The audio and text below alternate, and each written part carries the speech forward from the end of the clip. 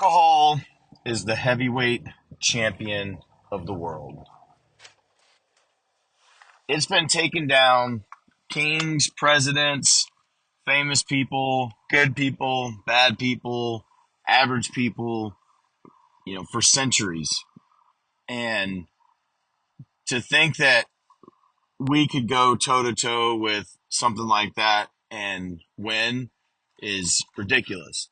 But, it takes a sober perspective to look back on your drinking and realize the insanity that you let yourself get engulfed in if you're an alcoholic. And so if this doesn't strike a chord with you, then you're probably not an alcoholic.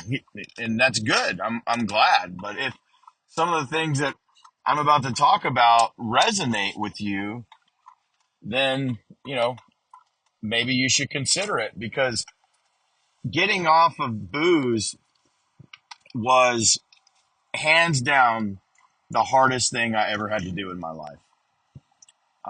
It was harder than any long day at work, any evolution I did in 2-a-day football, or, training in the Navy.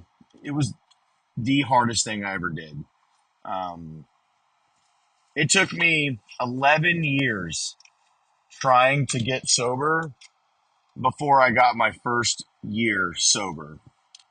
And it was as I was leaving the Navy. I had a choice to make. Um, I could leave the Navy a 22-year drunk with really nothing to show for it, or I could leave the Navy with a year and a half sober and a bachelor's degree in hand. And when you say it out loud, it's ridiculous to think about. Like, why would anybody choose to leave the Navy a drunk with no degree, right? When you had the opportunity to sober up and get one, like, why didn't you take that? And so once I had that epiphany, it helped me stay committed, right? But the thing that helped me stay committed the most was my niece. She's 16 now. I think she might have been 13 at the time. And I have three nieces and I have a nephew. I think my niece Zoe is um, the most like me. Like, she thinks like me. She's she's very witty. She has dark blue eyes like mine, and in a lot of ways we're very similar, right? I have connections with all of my nieces and nephews. With Zoe, I think our brains are very similar, and I see her more than my other two nieces. I see her and my nephew more often because they live, in Virginia Beach. So, anyways, there was one night I was at her house and I was really drunk, and she was leaving to go stay with her grandma, and I was asking her to stay, and she told me no, and she looked me right in my eyes and she said, "You're drunk." And I'll tell you what, man, you want to talk about feeling an ice dagger puncturing your heart into your soul? Have your 13-year-old niece that you adore look you in the face and tell you that you're drunk. I mean, it was soul crushing.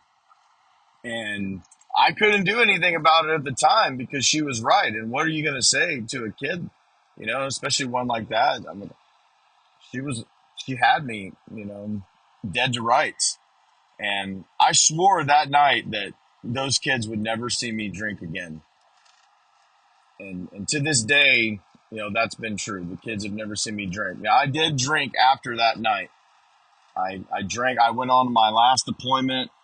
I made a complete fool of myself, drinking too much as a senior leader. A lot of people noticed. Word got around, and I ended up coming home early from deployment and decided to go to alcohol treatment and really try to nip this thing in the bud for good. Unfortunately, like, I relapsed right out of treatment. I got out of the Navy's substance abuse program and I relapsed, but my counselor showed me compassion. The command showed me compassion, and then I went, and I've been sober since. I was almost 3 years ago. I've had hiccups along the way. It has not been a perfect trip, I can tell you that. But compared to my last three, I mean, compared to the last 20 years, the last 3 years have been pretty great. I've watched all three Super Bowls the last 3 years. The lead up to the game, the commercials, the halftime show. I've enjoyed all the Christmases, Thanksgiving, Veterans Day, Memorial Day, 4th of July, um, birthdays, holidays, events without boozing it. And it's been incredible. It's been awesome to be able to be present at those events, to be able to be a part of the solution and not part of the problem. It's awesome, but it's very tough to get there. It's not. It's it's hard, man. And so, for those of you listening, I my drinking started in the Navy. I didn't really drink before I came in the Navy. It's not economical for a teenager to drink. Like, how are you gonna hide 24 old Milwaukee's best in your backpack, right? Like, what are you gonna do with them once you drink them? How are you gonna get rid of the cans? Like, it just, I don't know. It just didn't make sense. My brothers and I always smoked weed. That's what we did. But then, obviously, I joined the Navy. You couldn't smoke weed anymore, so alcohol is something that you can do. But a lot of the people in special operations that I met, my own personal experience, we all have addictive personalities. We're addicted to everything. We're addicted to excitement. We're addicted to adrenaline, a rush.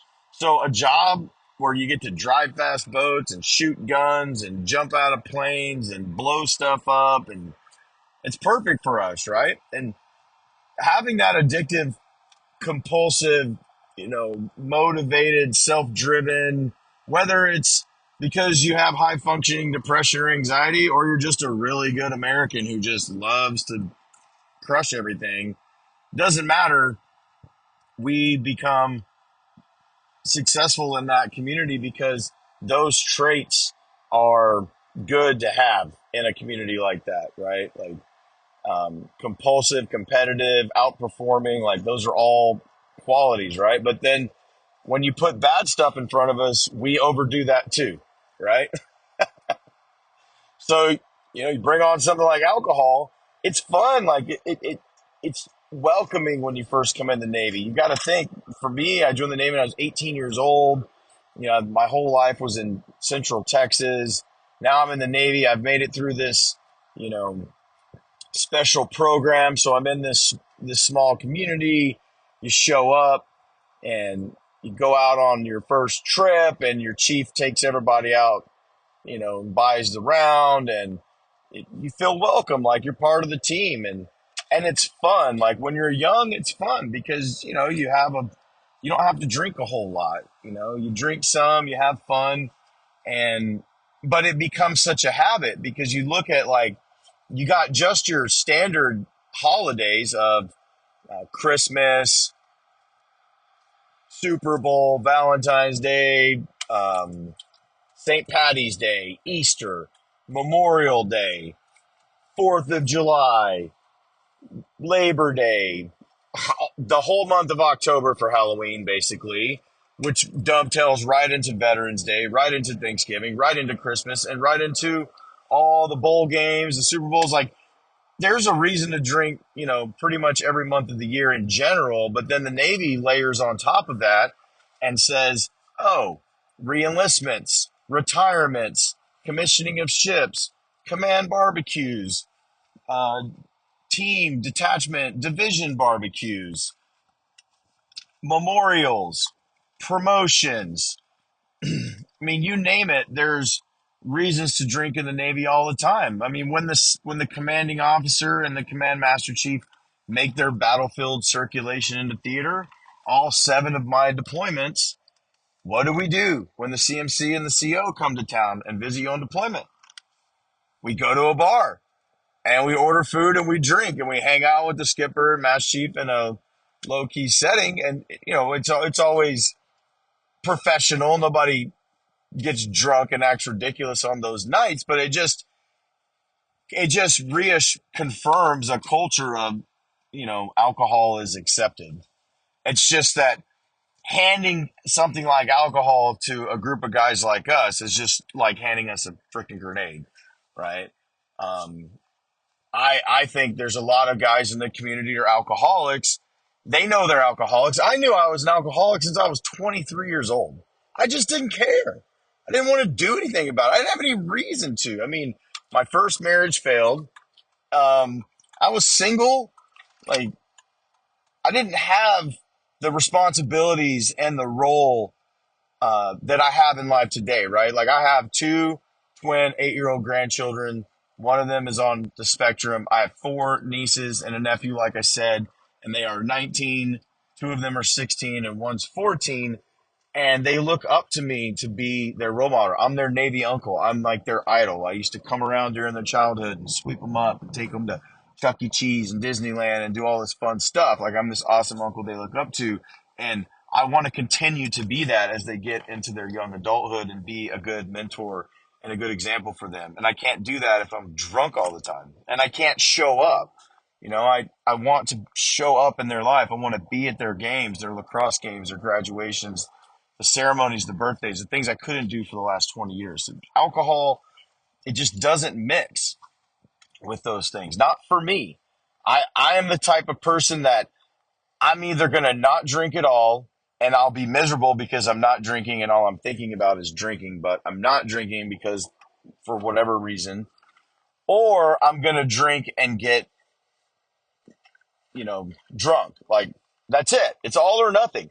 And that is not just with alcohol. That's with everything in my life. And since I was a kid, I've been all or nothing. All or nothing in school, I got straight A's. All or nothing in sports, I was a dedicated athlete. I was that guy that stayed late, that worked out, that did all those things. All or nothing into the Navy. I got into powerlifting before I joined the Navy. All or nothing of that. Then I get into the Navy. It's like, go to this special program. They got boats and guns and stuff. And boom, now I'm addicted to doing that stuff. And then, so we're all or nothing with everything we do. It doesn't surprise me that I went all or nothing with booze. But I can tell you guys, man, if you are hitting the bottle too heavy, if you're hiding it, when you first start drinking, it's all good, but then you start to reach a point where you need more and more alcohol to get that same level of buzz or drunk. And then you reach to a point where you realize that the level of alcohol that you're drinking to get to achieve that buzz is not socially acceptable. Like, if somebody saw how much alcohol you were actually drinking, they'd probably take you to an emergency room. And so that's when you start hiding it, right? Because your wife gets concerned when she sees you drinking. And so you decide to, you know, drink some beers out in the garage and throw them away so she doesn't notice. Or like for me, I did that. I chugged beers in the garage. Another thing I did was mini bottles. I would buy mini bottles of vodka and just have them in my pockets and in my sock drawers and stuff. I would stash bottles of vodka and I would get caught, right? Like, and it wouldn't be intentional. It's not like my wife was like looking around the house trying to find stuff. It's like she went to my sock drawer one day to get socks and she finds a mini bottles of Smirnoff in there, right? Or she goes to scoop dog food one day and clink, she hits a bottle of vodka that I had stuffed in the dog food. One of my best hiding spots, I used to hide a bottle of vodka behind the cake box in the pantry, and it was fine for months, for a long time, until one day my wife decided to make a cake, and she lifted up the box, and there's a bottle of vodka. So like there would be the drink that you see because you had to be drinking publicly to explain the alcohol on your breath, right? So we have that one beer, that one drink that we kind of nurse along at the pace of everybody else so that we don't stand out. But they don't know that I drank 4 triple or quadruple vodkas and Sprites before I left my house so that I could show up buzzed and this drink could continue my buzz. And I have 8 mini bottles in my pocket at Nicky Rotten's in Coronado that I took the lift from Old Town where I live But I got out of the lift at the corner, went into the liquor store, bought 8 mini bottles, put them in my pocket, then went and met all the chiefs down at Nicky Rotten's. Or if I was in khakis or dress blues, I would stick the mini bottles in my socks so you couldn't see them. And then I'd hang out at the table and blah, blah, blah. And then when I'd go to the bathroom, I'd chug a mini bottle or two. I'd go to the bar and I'd order vodka and cranberry, but nobody saw me pour the mini bottle in it under the table to make it a double, right? And like these are the things that you start doing, and you don't realize how ridiculous they are until somebody points them out to you. You get caught in the act, like I did multiple times, um, or you just get sober and look back on it. You're like, how ridiculous was that? Like I would start drinking on the last drive into my house for a while. Like I would stop at the store, buy what I was going to buy, and then on the last block in, I would chug a couple of mini bottles and toss them in the neighbor's trash can as I was pulling into my driveway. And then I would come inside and I would, grab a beer and drink it. But see, one day I came inside and I kissed my wife. She just happened to be standing near the door and she smelled booze on me. And she's like, "Why do you smell like booze? You just got home from work." And I'm like, "Oh, I kind of played it off." And then I realized, damn, like from now on, when you get home, you're going to have to go straight to the refrigerator to get a beer and drink it quickly so that you have booze on your breath now. And that became my thing, which worked for a while until one day I got home and there was no beer. And then now I've got 2 or 3 mini bottles in my system and there's no beer. And there's also no vodka because, we don't do vodka anymore because, I get too crazy on it, right? So we just have the beer and um so there's no booze in the house at all. So I got a choice, like, but I have booze on my breath, but there's no booze in the house. And, my wife's upstairs. It's only a matter of time before she comes down and she smells that I have booze on me and there's no booze in the house. So I got to do something. So I decided to jump in my car, run up to the store, buy some beer and get back. And it was risky because those mini bottles I had drank on that last drive in, they're setting in now. So if I got pulled over at any point, there's DUI and I'm a senior chief, man. I'm a 38-year-old senior chief doing this stupid juvenile behavior, right? Like NSW guys, in my opinion, we are just frat boys that never grew up, right? Well, we all left high school. Some guys went off to college, went to fraternities, drank like fish, party like rock stars, and then they graduated, they grew up, and they moved on. The Navy did the same thing, except we never graduated, grew up, and moved on. So I'm 38 years old, still acting like I'm a 22-year-old frat boy. It's just ridiculous that I was doing those things. But when you're trapped in that repetitive, addictive behavior, you don't recognize it. You're the frog in the pot. You can't recognize that the water is getting hot around you. So I'm going to stop this just to get some feedback, see what you guys think. And then if you guys like this story, I'm going to record the second where I continue talking about it. Um, but let me close with this because I started with it. Alcohol is a heavyweight champion of the world. We're some of the most competitive people on the planet. We hate losing more than we love winning, and we love to win. We hate to lose. We hate it more than anything, right? We'll do anything. So why would we keep playing a game that we know we're going to lose? Every time I tried to get sober, 30, 60, 90 days, whatever it was, right? Something would cause me to drink again, some trigger. We'll get into that stuff later, triggers and whatnot. But whatever would cause me to drink again. And that was a choice for me to get back into the ring with the heavyweight champion of the world, knowing that I'm going to get knocked out, that I'm going to lose. I can't win against this guy, right? Even if I have a couple of good nights drinking, right? I have 3, 4 beers or a couple of mixed drinks to go to bed.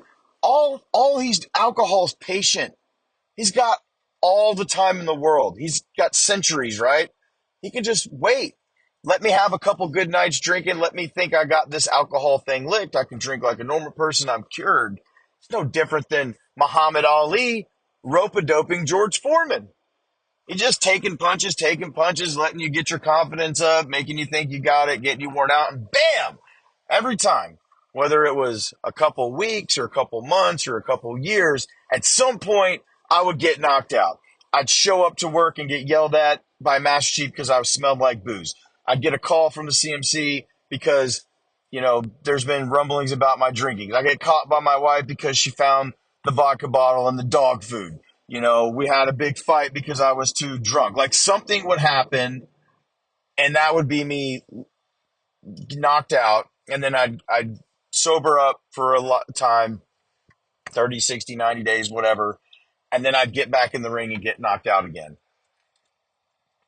For somebody that hates to lose so much, I can't believe that I would continue playing a game that I know I cannot win. And I finally realized that the only way I can win the game is to not play. Don't get in the ring, which for me means don't drink. As long as I don't drink, I don't play the game, he can't win. He's in the ring over there taunting me, and I'm on the outside of the ring. And we're just going to have to live like that for the rest of our life because that guy's got my number. He's won every single time he's knocked me out. And if I keep playing, he's going to keep knocking me out, except one day he's going to knock me out and I'm not going to get back up. Love you guys.